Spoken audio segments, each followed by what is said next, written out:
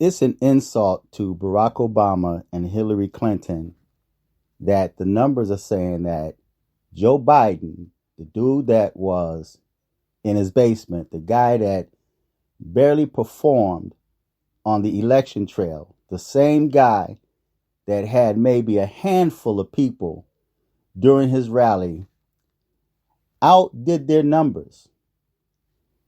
He's got the highest popular vote than any other president candidate in the United States. If that is not a slap in the face, they cut the election count off.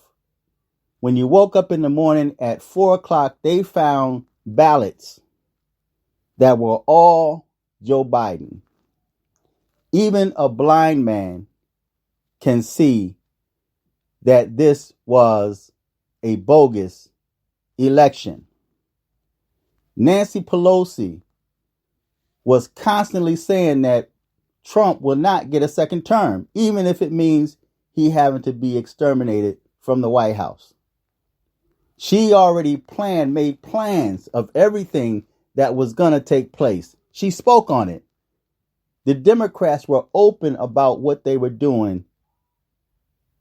And those people that have been dumbed down by the media, by the fake news media, bought into that. Now, the black Democrats should never complain about anything else. You should never have no complaints about anything that comes upon you. Police killings, no jobs, whatever, no health care. You should never, ever complain about anything because you voted the same people that was in for 47 years and did nothing for you, and you went and voted them back into office. Now, I'm going to tell you what's going to happen. The economy is going to drop.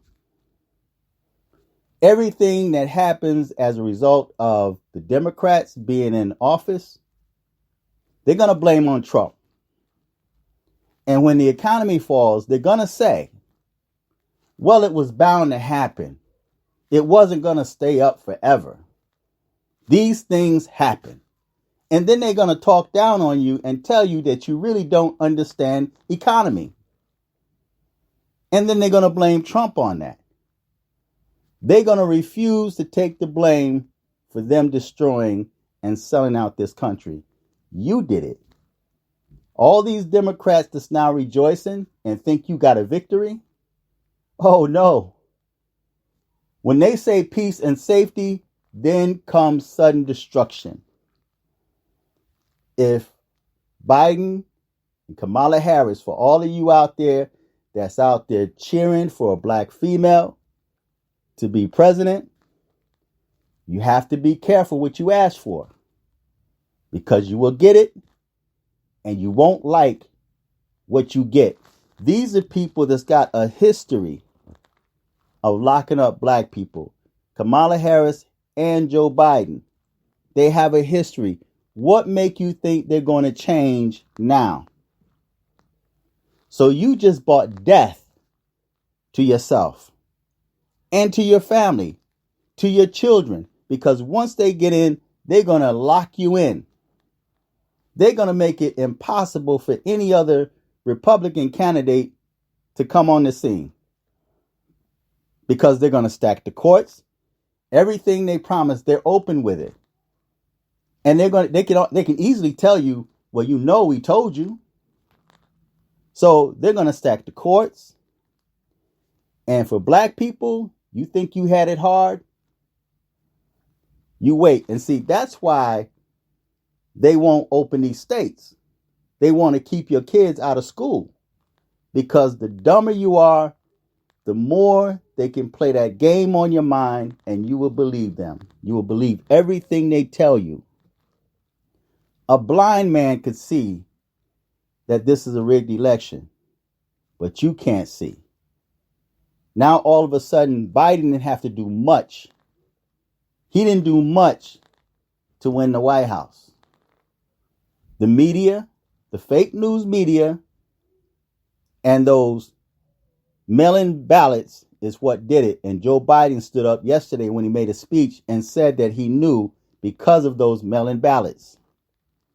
Yes, they stole the White House. If Trump, after going through the courts, if Trump is not made president or declared president, and if Biden and Kamala Harris get it, notice you don't see much of Kamala Harris.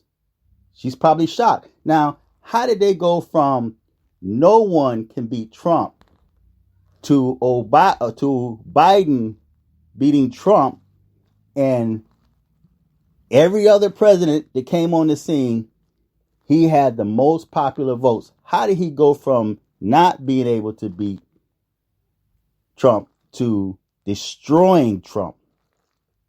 And they were only able to do that by cheating. They cannot win a fair election. So you asked for it, you got it.